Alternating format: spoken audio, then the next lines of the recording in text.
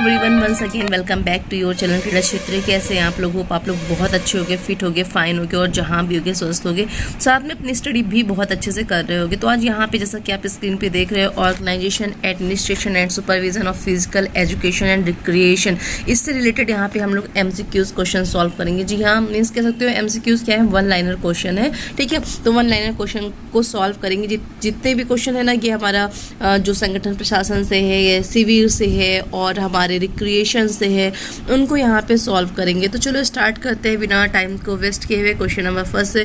तो पहले हम लोग जान लेते हैं कि व्हाट इज संगठन, मीन्स ऑर्गेनाइजेशन है क्या, और हमारा सुपरविजन क्या है, ठीक है, एडमिनिस्ट्रेशन क्या है, इनके बारे में जान लेते हैं। तो सिंपली लैंग्वेज में क्या है कि अगर फिजिकल एजुकेशन की बात करें तो शारीरिक शिक्षा में जो संगठन होता है वो खेल कूद अथवा शारीरिक शिक्षा के विभिन्न कार्यक्रमों को सफल बनाने के लिए आयोजन अथवा संचालन के लिए विभिन्न विषय विशेषज्ञों का समूह होता है, जो क्या होता है, योजनाबद्ध ढंग से नियमों एवं सिद्धांतों के अनुसार उद्देश्यों की पूर्ति के लिए अग्रसर रहता है। उसे हम लोग क्या कहते हैं, संगठन कहते हैं। मीन्स कह सकते हो कि किसी भी कार्य को, कोई भी वर्क है उसको मीन्स अच्छे तरीके से सफलतापूर्वक संचालित करने के लिए विभिन्न और योग जो होते हैं व्यक्तियों की जरूरत होती है, और उन्हीं के समूह को हम लोग क्या कहते हैं, संगठन। संगठन जैसे समझ रहे हो ना, एक ग्रुप होना, संगठन होना। ठीक है, तो संगठन क्या होता है, विशिष्ट उद्देश्यों को सम्मुख रखकर योग्य व्यक्तियों को चयनित समूह रूपी संस्था ही हमारी संगठन कहलाती है। अब प्रशासन क्या होता है, एडमिनिस्ट्रेशन। तो प्रशासन होता है कि प्रशासन किसी भी कार्यक्रम को सही तरीके से करना या उसका आयोजन करना, जिसके कारण अध्ययन एवं अध्यापन दोनों ही जो क्रियाएं हैं, एक्टिविटीज़ है, उत्तम और सुचारू रूप से चलती हैं, वो हमारा एडमिनिस्ट्रेशन कहलाता है। और अगर शारीरिक शिक्षा में प्रशासन का प्रयोग सही तरीके से किया जाए तो उद्देश्यों की प्राप्ति जो होती है वो बहुत ही ईजी हो जाती है, आसान हो जाता है, क्योंकि संगठन के क्षेत्र में प्रशासन को एक माध्यम के रूप में प्रयोग किया जाता है। यदि इसे संगठन से बाहर निकाल दिया जाए तो संगठन जो होता है क्या हो जाएगा, महत्वहीन हो जाता है। इसलिए बिना संगठन का जो प्रशासन होता है किसी काम का नहीं होता, बहुत ही इंपॉर्टेंट होता है। ओके, अब पर्यवेक्षण क्या होता है, सुपरविजन, जैसा नाम से समझ में आ रहा होगा, पर्यवेक्षण करना, निरीक्षण करना। ठीक है, तो पर्यवेक्षण होता है कि जो शिक्षा अधिकारियों द्वारा किया गया हो वह प्रयास जिससे क्या होता है, जिसमें शिक्षकों या शिक्षा से संबंधित व्यक्तियों के विकास हेतु प्रेरणा, शिक्षा के उद्देश्यों के चयन और सुधार, शिक्षण सामग्री, शिक्षण विधि तथा मूल्यांकन के सुधार की प्रक्रिया जो होती है सम्मिलित होती है। मीन्स पर्यवेक्षण शिक्षक के विकास, बालक के अभिवृद्धि तथा शिक्षण अधिगम प्रक्रिया के सुधार से संबंधित होता है। मीन्स कह सकते हो पर्यवेक्षण एक कुशल टेक्निक होती है, तकनीकी सेवा होती है, जिसका जो मेन एम होता है, प्रमुख उद्देश्य होता है, उन आवश्यकताओं का अध्ययन एवं उन्नति करना जो सीखने और बाल विकास के आसपास रहती है, हमारा सुपरविजन कहलाता है। सुपरविजन जिसका हिंदी में अगर बात करें शाब्दिक अर्थ जो होता है पर्यवेक्षण या निरीक्षण होता है। सुपरविजन शब्द को यदि हम अलग करें, इसके हिंदी अर्थ को देखें तो सुपर का अर्थ क्या है, उच्च कोटि, मतलब हाई लेवल का, और विजन का अर्थ है दृष्टि, अर्थात उच्च कोट की दृष्टि होता है इसका अर्थ। और इस अर्थ को लेकर जब हम शारीरिक शिक्षा अथवा खेल कूद गतिविधियों में इसका अर्थ अथवा उपयोग देखते हैं तो सुपरविजन का अर्थ है विषय का श्रेष्ठ ज्ञाता, विद्वान, नियमों एवं सिद्धांतों के जानकार, कर्मठ एवं ईमानदार व्यक्तित्व द्वारा विद्यार्थियों, शिक्षण और हमारी सुविधाओं, पद्धतियों, अध्यापकों व संस्थाओं के विकास से संचालित शारीरिक शिक्षा एवं खेल कूद की कमियों, त्रुटियों के समाधान का उपाय अथवा मार्गदर्शन करना होता है। ठीक है, तो ये हमारा क्या हुआ, संगठन, प्रशासन और हमारा पर्यवेक्षण, इनकी डेफिनेशन हुई इंपॉर्टेंट। तो जैसा कि क्वेश्चन नंबर सबसे पहला दिया हुआ है स्क्रीन पे, फर्स्ट नंबर, कि संगठन का अर्थ क्या होता है। मीन्स संगठन का अर्थ प्लानिंग द वर्क है, तो प्रशासन का अर्थ क्या होगा। ठीक है, तो बताओ क्या होगा, अगर संगठन का अर्थ प्लानिंग ऑफ द वर्क है तो प्रशासन का अर्थ क्या होगा। ठीक है, तो आंसर क्या होगा दोस्तों, जैसा कि स्क्रीन पे आपको दिया हुआ है डायरेक्ट आंसर। यहाँ पे क्वेश्चंस ऑप्शंस नहीं रखे हैं क्योंकि ज़्यादा पूरा क्वेश्चन जो है ज़्यादा से ज़्यादा कवर करना है। ठीक है, तो यहाँ पे जो इसका राइट आंसर होता है वो हमारा क्या होता है, वर्किंग द प्लान होता है। याद रखना, संगठन मीन्स क्या था, ऑर्गेनाइजेशन का अर्थ अगर प्लानिंग द वर्क है, वर्क की प्लानिंग करना है, तो प्रशासन मीन्स क्या होता है, प्रशासन समझ रहे हो? प्रशासन मीन्स एडमिनिस्ट्रेशन होता है। तो एडमिनिस्ट्रेशन का अर्थ क्या होता है? Working the plan. अगर एक जो होता है प्लानिंग करता है वर्क पे, तो दूसरा क्या करता है? काम करता है वर्क पे। ओके, तो वर्किंग द प्लान होता है। अगला क्वेश्चन हमारा है, प्रशासन को पोस्ट कॉर्ब दृष्टिकोण किसने दिया है? तो this is very important question for you. तो ये क्वेश्चन जो है हमारा याद रखना, किसने दिया है? लूथर गुलिक ने। ठीक है, गुलिक ने पोस्ट कॉर्ब जो है पोस्ट कॉर्ब दिया है। प्रशासन को पोस्ट कॉर्ब दृष्टिकोण किसने दिया है? लूथर गुलिक ने दिया है। अब पोस्ट कॉर्ब की व्याख्या कीजिए। तो इसका अर्थ बताना है आपको, पोस्ट कॉर्ब का अर्थ क्या है। तो पी फॉर होता है हमारा प्लानिंग। पहला जो आता है हमारा क्या होता है? प्लानिंग आता है। ठीक है, मीन्स योजना बनाना। दूसरा हमारा आता है ऑपरेटिंग, मीन्स कार्य नियंत्रण के रूप में करना। देन थर्ड आता है स्टाफिंग, मीन्स कर्मचारी वर्ग हमारा आ जाता है। फिर आता है directive, D for directive means निर्देशित करना। फिर सी ओ मीन्स कोऑर्डिनेशन आ जाता है, कोऑर्डिनेशन मीन्स आपसी तालमेल जो है। फिर आर फॉर रिपोर्टिंग आ जाता है हमारा विवरण तैयार करना। देन हमारा आता है बी फॉर बजटिंग आ जाता है, जो कि मोस्ट इंपॉर्टेंट। ठीक है, बजटिंग आ जाता है, बजटिंग आ जाता है। ये हमारा पोस्ट कॉर्ब है। ठीक है, याद रख लेना पोस्ट कॉर्ब का full form planning, operating, staffing, directing, coordination, reporting, budgeting. ठीक है, नेक्स्ट क्वेश्चन हमारा कि कोठारी आयोग कब बना है। ठीक है, कोठारी आयोग कब बना है आपको बताना है। तो कोठारी आयोग दोस्तों जो है वो हमारा 1964 से 1966 में बना है। ठीक है, 1964 से 66 में कोठारी आयोग का गठन हुआ है। ठीक है, तो कोठारी आयोग का गठन कब हुआ है? 1964। ओके, अगला क्वेश्चन है, राष्ट्रीय शिक्षा नीति कब बनी? तो राष्ट्रीय शिक्षा नीति हमारी कब बनी? 1968। 64 में हमारा क्या हुआ? 1964 में क्या बना है? कौन सा आयोग? कोठारी आयोग बना है। फिर 64 के बाद आ गया 68 में हमारी राष्ट्रीय शिक्षा नीति बनी है। कब बनी? 68 में बनी, 1968 में।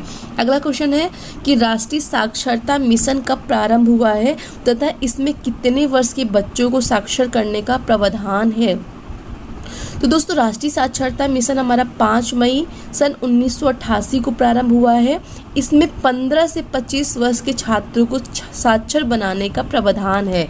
ठीक है, 1 सेकेंड। तो कब बना है राष्ट्रीय साक्षरता मिशन? हमारा 5 मई 1988 में बना है। 15 से 25 वर्ष के छात्र जो होते हैं उनको जो होता है साक्षर बनाने का प्रावधान है। और हमारा कोठारी आयोग कब बना है? 1964 में। राष्ट्रीय शिक्षा नीति कब बनी है? 1968 में। ओके, अगला क्वेश्चन हमारा क्वेश्चन नंबर हमारा 7 है, राष्ट्रीय प्रौढ़ शिक्षा कार्यक्रम कब प्रारंभ हुआ है? तो राष्ट्रीय प्रौढ़ शिक्षा कार्यक्रम हमारा 3 अक्टूबर 1978 में प्रारंभ हुआ है। ठीक है, याद रखना राष्ट्रीय शिक्षा नीति 1968 में, राष्ट्रीय प्रौढ़ शिक्षा 1978 में प्रारंभ हुई है। ओके, क्वेश्चन नंबर 8, संगठन क्या है? तो संगठन क्या होता है? कार्य करने की योजना है, उद्देश्यों की प्राप्ति होती है तथा विशेष उद्देश्यों का ढांचा होता है। ओके, नेक्स्ट क्वेश्चन, प्रशासन क्या है? तो शारीरिक शिक्षा के कार्यक्रमों की योजनाओं को उद्देश्यों की ओर अग्रसर करना प्रशासन की जिम्मेदारी होती है। ओके, क्वेश्चन नंबर 10 है, सबसे सफल प्रशासन है? तो कौन सा है हमारा सबसे सफल प्रशासन? प्रजातांत्रिक प्रशासन जो होता है सबसे सफल प्रशासन होता है। क्वेश्चन नंबर 11 है दोस्तों, मुक्त विश्वविद्यालय की स्थापना किसने और कब कहाँ किया है? तो मुक्त विश्वविद्यालय की स्थापना 1963 में Arnold Wilson means Great Britain, सन 1969 में इसे मूर्ति रूप दिया गया है। ठीक है, ग्रेट ब्रिटेन में ही मूर्त दिया गया। तो कहाँ हुआ? ग्रेट ब्रिटेन हुआ। कब हुआ? 1969 में हुआ है। किसने बनाया है? 1963 में अर्नोल्ड विल्सन ने बनाया है। ओके, नेक्स्ट क्वेश्चन नंबर 12 है, इंदिरा गांधी राष्ट्रीय मुक्त विश्वविद्यालय कब स्थापित किया गया है? तो इंदिरा गांधी राष्ट्रीय मुक्त विश्वविद्यालय दोस्तों 1985 में क्या किया गया है? स्थापित किया गया है। कौन सी? 1985, सितंबर 1985 में। ठीक है, सितंबर 1985 में। अगला क्वेश्चन है, विद्यालय भवन कितने प्रकार के होते हैं? तो विद्यालय भवन दोस्तों जो होते हैं वो हमारे 3 टाइप के होते हैं, आंतरिक प्रांगण वाला भवन, केंद्रीय हॉल वाला भवन, EVH आकार के भवन। ओके, क्वेश्चन नंबर 14 है, केंद्रीय हाल के भवन का दोष क्या होता होता है। तो जो केंद्रीय हाल के भवन के दो भवन होते हैं उसमें क्या होता है, प्रकाश की कमी और वायु की समुचित व्यवस्था नहीं होती है, तो ये उसका क्या होता है, दोष होता है, इफेक्ट होता है।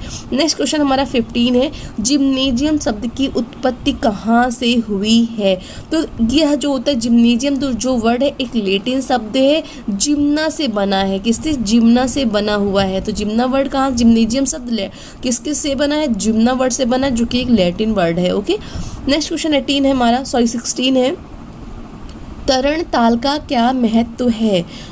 ठीक है, क्या है, तरण ताल का क्या महत्व है। तो दोस्तों स्वास्थ्य वर्धक क्रियाओं के लिए तरण ताल का महत्व है। क्वेश्चन नंबर 17 है, वाटर पोलो खेल कहाँ खेला जाता है। तो वाटर पोलो खेल तरण ताल में, कह सकते हो स्विमिंग पूल में खेला जाता है। अगला क्वेश्चन, सबसे उपयुक्त तरण ताल कौन सा होता है।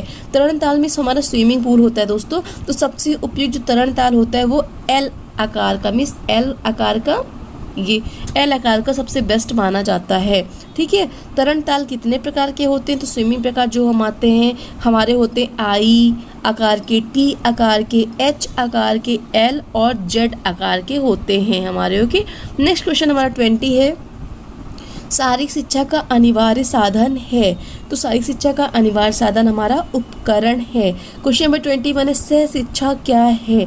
तो समता के आधार पर एक ही स्थान पर एक ही संस्था में लड़के व लड़कियों को शिक्षा देना हमारा सह शिक्षा कहलाता है। ओके, जिसको हम लोग को एजुकेशन बोलते हैं। अगला क्वेश्चन 22 है, प्रधानाचार्य क्या है।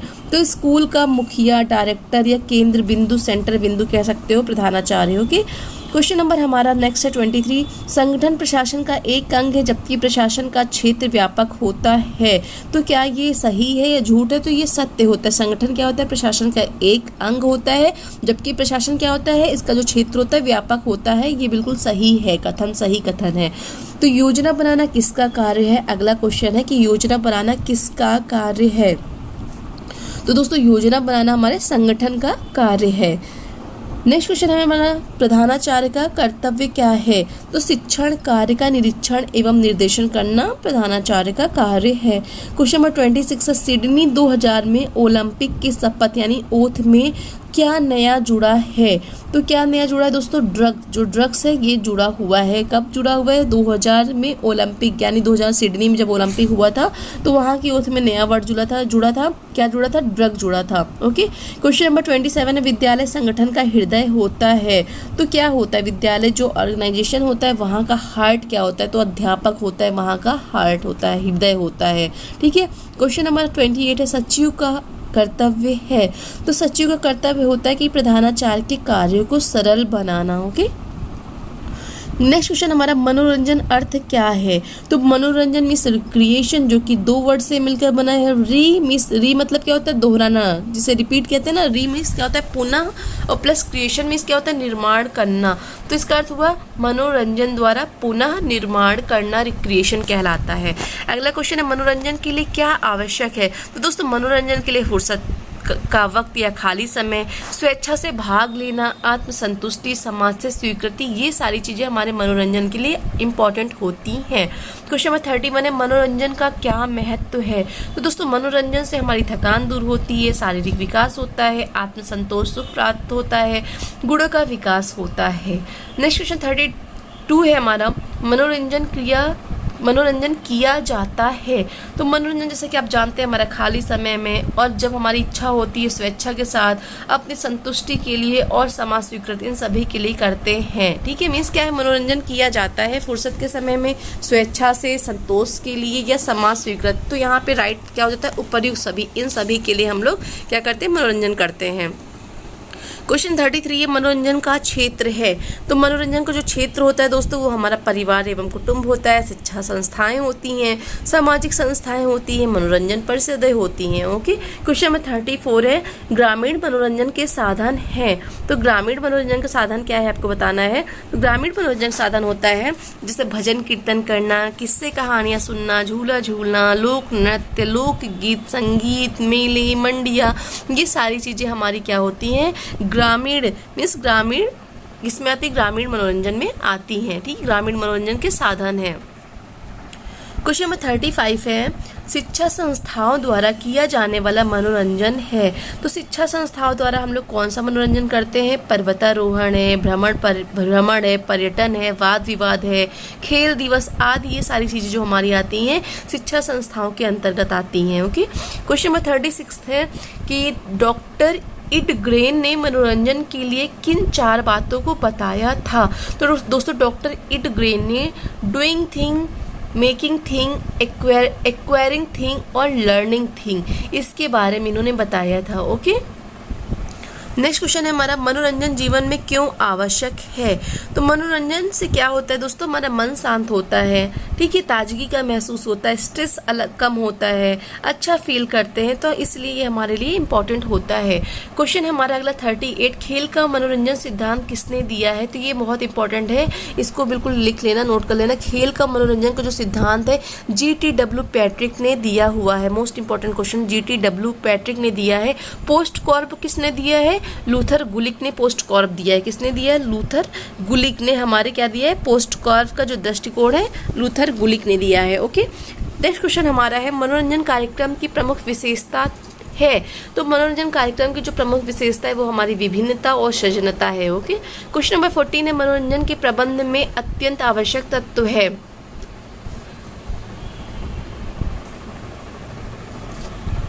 तो दोस्तों मनोरंजन के प्रबंध में अत्यंत आवश्यक तत्व हमारा क्या है? आयोजन है। क्वेश्चन नंबर 41 है, शिविर निवास किस विशेषता को विकसित करने की श्रेष्ठ भूमिका निभाता है? तो किसकी निभाता है? जो शिविर होता है किससे संबंधित होता है? प्राकृतिक, जो प्रकृति संबंध होता है, प्रकृति से संबंधित होता है। ओके, अब शिविर का कार्य कैसा होता है? तो शिविर का कार्य कैसा होता है दोस्तों? पूर्व निर्धारित होता है, पहले से डिसाइड रहता है। ओके, शिविर और पिकनिक में डिफरेंस क्या है पूछा गया है, ठीक है। तो बात करते हैं शिविर और पिकनिक के डिफरेंस के बारे में। तो पहले पिकनिक हमारा क्या होता है? पिकनिक क्या होता है? व्यक्ति परक होता है, बट जो शिविर होता है वो समूह परक होता है। ओके, पिकनिक जो होता है इसका मुख्य उद्देश्य व्यक्ति का मनोरंजन कराना होता है, ठीक है। और जो हमारा क्या होता है, जो शिविर होता है उसका उद्देश्य क्या होता है? कैंप का मुख्य उद्देश्य ज्ञान प्रदान करना होता है। ओके, क्या ज्ञान को प्रदान करना होता है। पिकनिक का समय अल्प तथा कुछ घंटों का होता है, बट कैंप का क्या होता है? कई समय, कई दिनों का और सप्ताहों का भी हो सकता है। पिकनिक अनुशासन सरल होता है, बट शिविर का जो अनुशासन होता है वो कठोर होता है।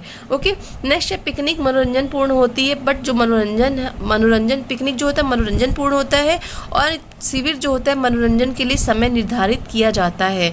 अगला है, पिकनिक में बाल, युवा, वृद्ध सभी भाग लेते हैं, बट शिविर में क्या होता है कि इसमें एक आयु वर्ग के लोग भाग लेते हैं, ठीक है। पिकनिक का दूसरों पर प्रभाव नहीं पड़ता है, बट शिविर का स्थानीय लोगों पर प्रभाव पड़ता है। डिफरेंस है हमारा पिकनिक और शिविर का, ठीक है।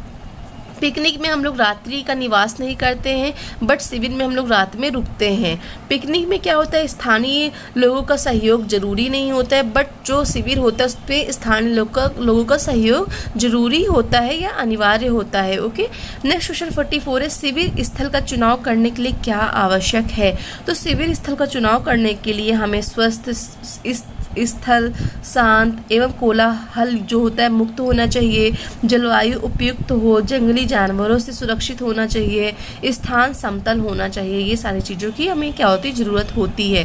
क्वेश्चन 45 है, शिविर संचालन किसके निर्देशन पर कार्य करता है? तो शिविर संचालन जो होता है हमारे संस्था अध्यक्ष पर, उनके संस्था अध्यक्ष के निर्देशों पर कार्य करता है। अगला क्वेश्चन 46 है, शिविर का अनुशासन कैसा होता है? तो ये क्वेश्चन बहुत बार एग्जाम में आया हुआ है दोस्तों। तो शिविर का अनुशासन जो होता है कठोर होता है। अगला क्वेश्चन 47 है, भारत में शिविर लगाने का सर्वोत्तम मौसम कौन सा होता है? तो ये भी इंपॉर्टेंट, ये भी जो क्वेश्चन है बहुत बार एग्जाम में आया है, तो कह सकते हो ये भी इंपॉर्टेंट है। तो शिविर का जो मौसम है वो कौन सा होता है? बसंत ऋतु मोस्ट इंपॉर्टेंट होता है। अगला क्वेश्चन हमारा 48 है कि अगर ग्रीष्म ऋतु में शिविर लगाना है तो क्या, कहाँ लगाएंगे? तो दोस्तों अगर ग्रीष्म ऋतु में शिविर लगाना है तो हम लोग पहाड़ी क्षेत्र में लगाना चाहिए। कहाँ पे? पहाड़ी एरिया, हिल स्टेशन जहाँ पे, वहाँ पे लगाना चाहिए। क्वेश्चन नंबर 49 है, शिविर का मुख्य अधिकारी होता है। तो शिविर का मुख्य अधिकारी शिविर संचालक होता है। ओके, क्वेश्चन है उप शिविर संचालक का कार्य क्या होता है। तो जो उप शिविर संचालक होता है वो शिविर की नीतियों तथा विभिन्न कार्यक्रमों का क्रियान्वयन करता है। ओके, शिविर कार्यक्रमों का निर्माण कौन करता है। नेक्स्ट क्वेश्चन हमारा है, तो शिविर कार्यक्रमों का निर्माण हमारे कार्यक्रम संचालक करते हैं। क्वेश्चन 52 है, भोजन व्यवस्था का कार्य करता है। तो भोजन व्यवस्था का कार्य हमारे प्रबंधक जो होता है वो भोजन व्यवस्था का कार्य करते हैं। क्वेश्चन 53 है, शिविर में विद्यार्थी सबसे अधिक किसमें रुचि लेते हैं। तो दोस्तों सबसे अधिक जो विद्यार्थी होते हैं शिविर में कैंप फायर में क्या करते हैं, रुचि लेते हैं। ओके, नेक्स्ट क्वेश्चन हमारा है कि शिविर के कार्यक्रमों में किस कार्य पर सबसे अधिक महत्व देना चाहिए। तो दोस्तों शिविर के कार्यक्रमों में जो सबसे अधिक महत्व देना चाहिए वो हमारे रचनात्मक कार्य होते हैं जिन पे हमें महत्व देना चाहिए। क्वेश्चन नंबर 55 है, शिविर की कौन सी समितियां प्रमुख हैं। तो शिविर की जो समितियां हैं वो हमारी कौन कौन सी हैं, प्रबंधन समिति, अनुशासन समिति, कैंप फायर एवं मनोरंजन समिति, भोजन समिति, कार्यक्रम समिति, स्वास्थ्य एवं सुरक्षा समिति। ये सारी हमारी समितियां हैं जो कि इम्पोर्टेंट है शिविर के लिए। क्वेश्चन 56 है, शिविर में कैसे भोजन का उपयोग ज़्यादा करना चाहिए। तो दोस्तों शिविर में हमें सूखा और मौसमी जो सब्जियां होती हैं, मौसमी फल होते हैं, उनका उपयोग ज़्यादा करना चाहिए। अब आता है सुपरविजन मीन्स पर्यवेक्षण। तो पर्यवेक्षण का अर्थ क्या होता है। पर्यवेक्षण का अर्थ होता है दोस्तों दिव्य दृष्टि। ठीक है, पर्यवेक्षण है क्या, तो पर्यवेक्षण क्या होता है। पर्यवेक्षण एक अनोखी प्रक्रिया है जिसमें पर्यवेक्षक अपनी दिव्य दृष्टि से समस्याओं को ढूंढकर उसका समाधान प्रस्तुत करता है।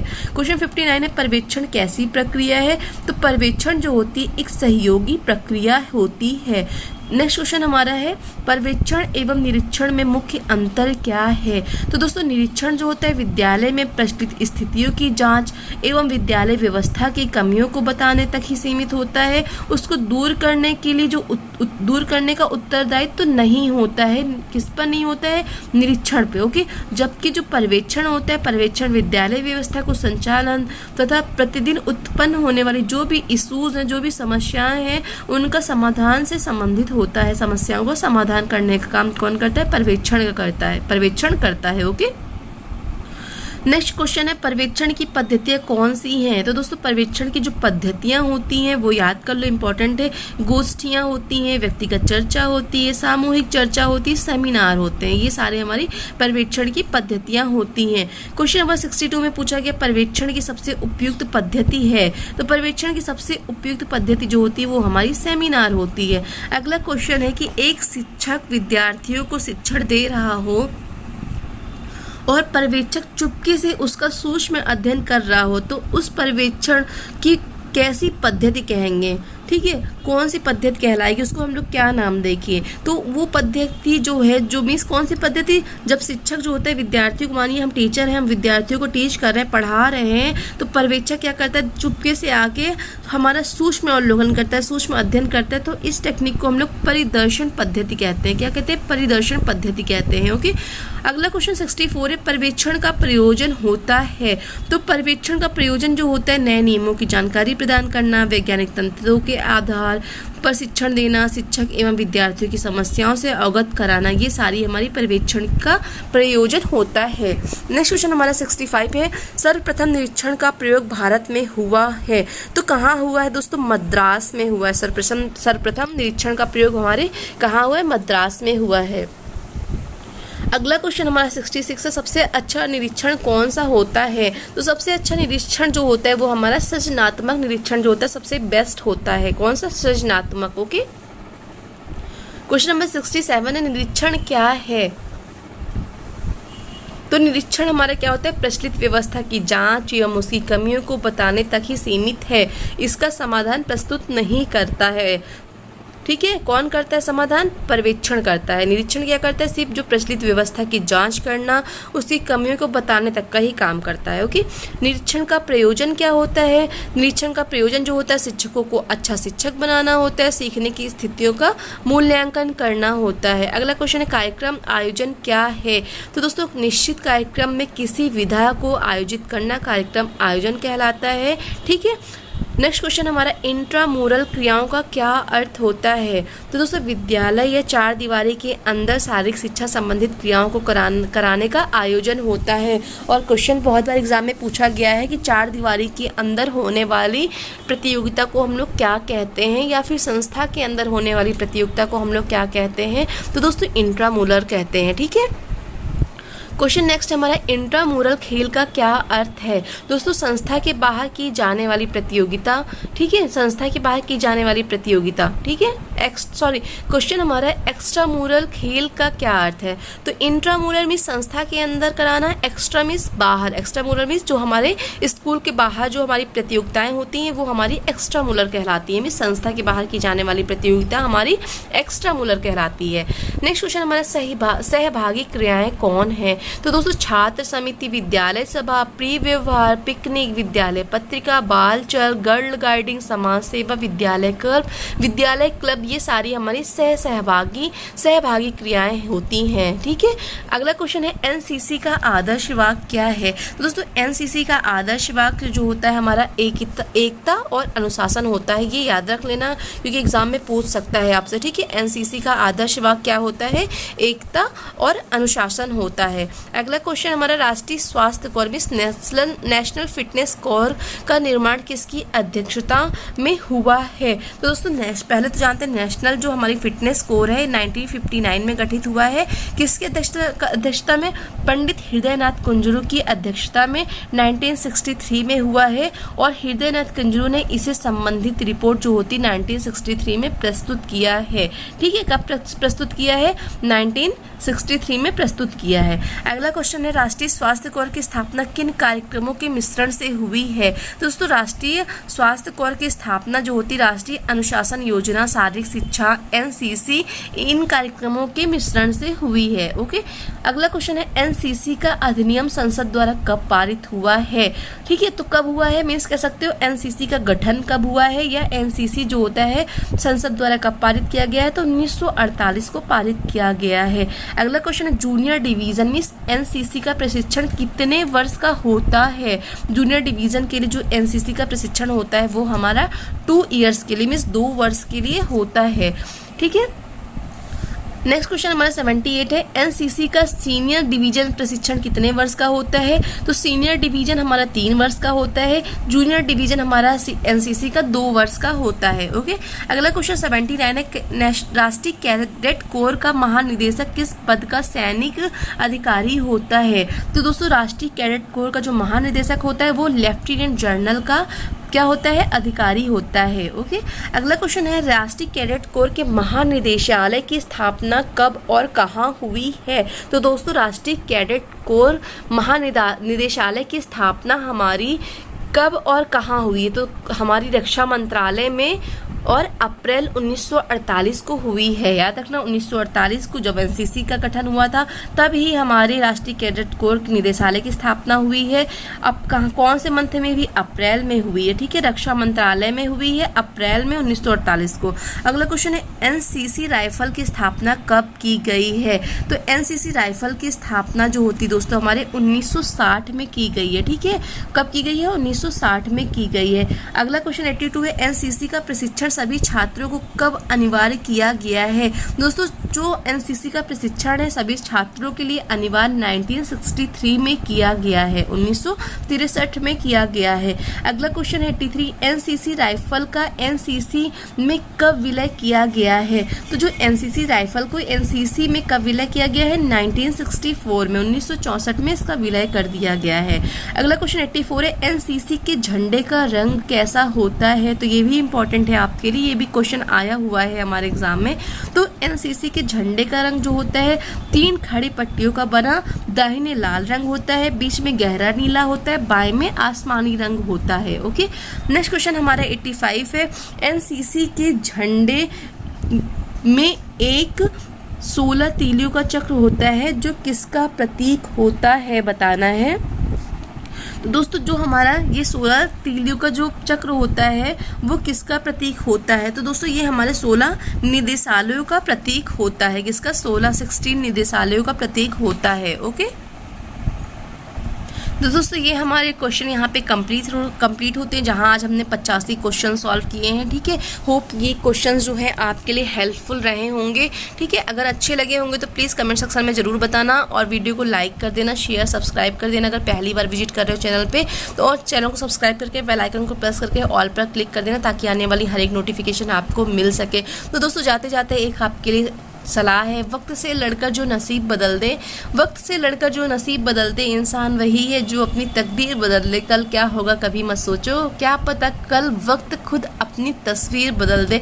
तो दोस्तों इसीलिए आप कल क्या आप हार्ड वर्क करो, मेहनत करने वालों की कभी हार नहीं होती है। Be positive, think positive, do positive. ठीक है, मैं कर सकता हूँ, ये कुछ बातें जो मैंने बताई हैं ये आप करके देखना, सच में आपके अंदर बहुत ज़्यादा पॉजिटिविटी आएगी, जिससे आप क्या होगा, अगर आप डिमोटिवेट हो गए तो खुद ही मोटिवेट हो जाओगे। तो मिलते हैं अगले वीडियो में, तब तक के लिए आप सभी को नमस्कार, आपका दिन शुभ हो, टेक केयर।